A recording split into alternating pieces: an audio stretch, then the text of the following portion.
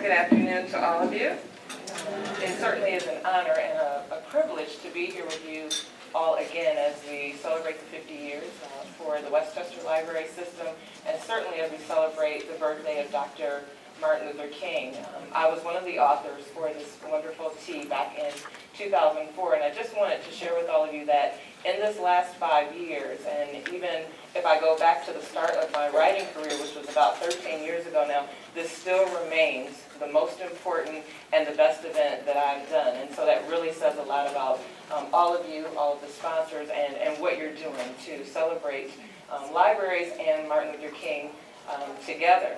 As far as libraries, what I'd like to say is that when I think back to my childhood, libraries, always kind of come to the forefront. It's something that played a major part in my life, both the libraries inside of my school systems as well as the public libraries. And I can still remember how, as a child, every single summer I could not wait for the last day of school so that I could rush to the library to stack up on as many books as I could and check them out, hoping that I'd be that child that summer for that branch who would win at the end of the summer in terms of who would read the most books. And then I'd sort of build this new goal for myself for the next summer, hoping that I would read even more than I did the last time. And so libraries have played a major part in my life, and they continue to do so now as a published writer.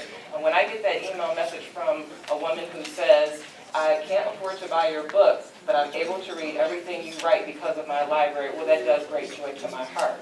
And that is what the libraries do for children and adults as a whole. They promote reading and writing and literacy and education as a whole, and that really makes all the difference. And then as far as Dr. Martin Luther King, I just want to say before I tell you a little bit about my new book and read you an excerpt, is that I really don't even have a lot of words to say because I'm speechless when I think about him. I was only 3 years old, or about 3 years old, when he passed away, so of course I never had the opportunity of listening to him speak, but when I hear those speeches and those sermons now, I'm still brought to tears. I think about how all he wanted was for everybody to be treated equally, and how he wanted all of us to be judged by the content of our character and not the color of our skin. And now we're seeing so much more of that come to pass, that his dream is being realized more and more and more. And tomorrow, I think he would be thrilled and more excited than he probably would have ever been in his life to see, that he did not die in vain, and that all his work has made such a major difference, and that we finally get to see the first black president of our United States. And so now what I want to do is just tell you a little bit about this book.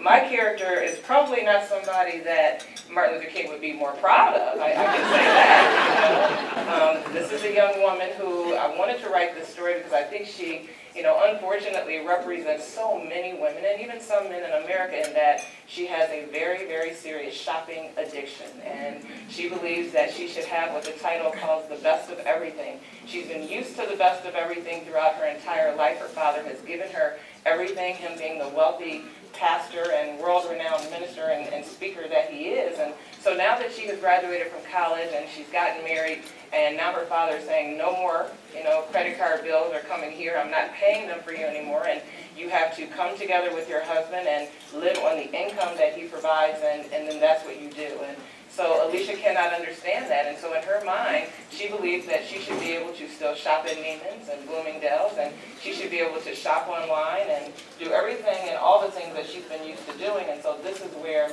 the breakdown in their marriage actually begins. The excerpt that I'll read will just tell you what she's thinking before the 6 months into their marriage, when they start having all the problems. This will tell you what she's thinking as she's preparing to walk down the aisle with her father. Alicia closed her eyes and wondered if she was making the biggest mistake of her life. She was only 22 and had just graduated from college 3 months ago. Yet here she was standing next to her father, preparing to walk down the center aisle of the church. As a matter of fact, this was the same church she'd grown up in, the one her father had once presided over, and the first of 2 churches he'd unfortunately been thrown out of for one reason or another. Today, however, her father's past transgressions were the very least of her worries, because what she needed to focus on now was the man she was about to marry, Philip Sullivan, the man her parents, step-parents, and everyone else seemed to adore so completely. The man her father liked so much, he'd hired him as his assistant pastor of his own church, which in all honesty was one of the main reasons Alicia wasn't so sure Philip was right for her. She did love him, that part she was sure of, But she couldn't help thinking back to all the pain and humiliation her father had previously burdened her mother with.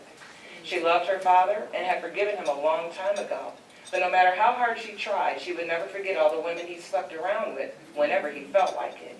She would never forget the horrible way he treated his second wife, Mariah, or the fact that he'd gone and gotten another woman pregnant, all while married to his current wife, Charlotte.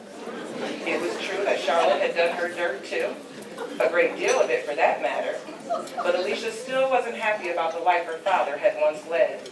She knew he was human and that everyone made mistakes, but it was because of all his sinful acts that she promised herself she would never, not under any circumstances, take any minister's hand in marriage. She made a pact with herself a very long time ago, well before she'd become a teenager, and her feelings hadn't changed. At least not until 6 months ago, when she'd driven to her father's house for a weekend visit, gone to church that Sunday morning and seen Philip standing in the pulpit. Her father had talked about him often, once talking about hiring him 3 months before, but it wasn't until that weekend that Alicia had actually seen Philip in person and realized there was this noticeably strong chemistry between them. She tried to deny her feelings for him, especially with him being 10 years her senior, but that she hadn't been able to do so. And how could she when her attraction for him had been so intense? How could she when Philip had made it clear from the very beginning that she was going to be his wife?